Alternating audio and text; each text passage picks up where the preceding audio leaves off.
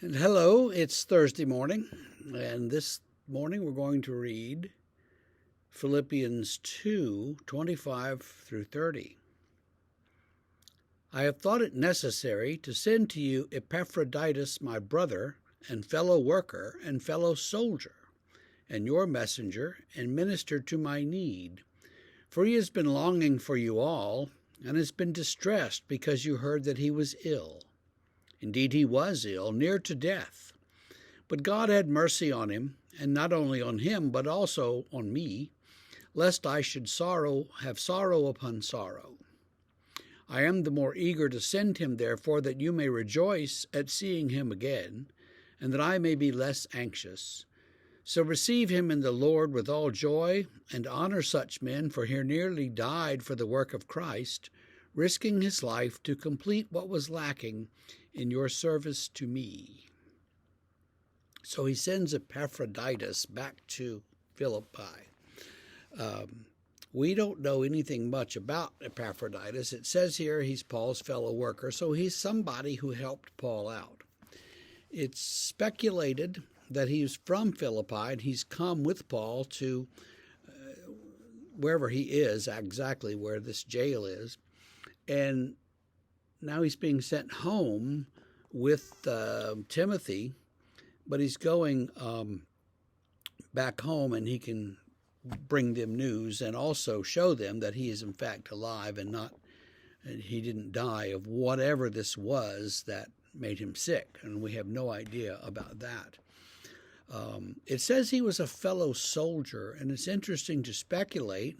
There were a lot of Roman soldiers retired living around Philippi. They were given a farm, basically. They were given some land when they retired, and that was a place that a lot of them retired, and a lot of the Praetorian Guard retired there. And Paul mentions the Praetorian Guard already in Philippians, and so maybe this guy was a kind of, some sort of soldier who, if you think about the retired soldiers that you know, they all get up and say the Pledge of Allegiance and keep their hair very short and live a very, very disciplined life for the rest of their lives, even after their soldiering is over. And it's possible then that he was that kind of person.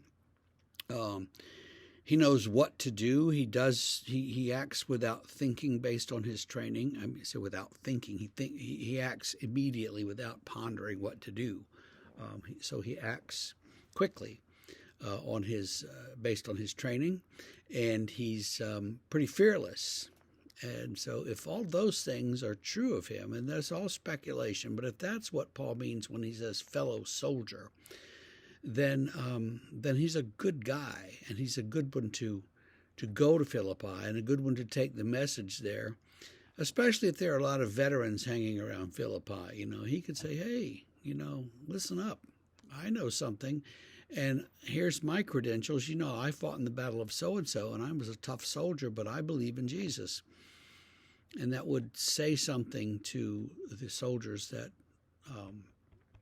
isn't ordinarily said in the preaching of people that they regard as kind of soft. So anyway, he had been healed of whatever this disease was. God had mercy on him, and so that's a good thing. And Paul wants them to know that he's been healed and he is okay, and he's back among them serving Jesus. And that way they'll be less worried about him, and Paul can be less worried about him and about them, and so everybody can be less worried. Receive him, he says, with all joy in the Lord, and and honor him, for he nearly died for the work of Christ, risking his life. So whatever it was that he did, or we just don't know enough about him to even tell the story. But whatever it was that he did it for Christ. And Paul is very happy to have him alongside him, and also to send him then back to Philippi. Well, I hope that that this Thursday turns out to be a good day for you, and I hope that all is well, and we will see you tomorrow, Friday morning.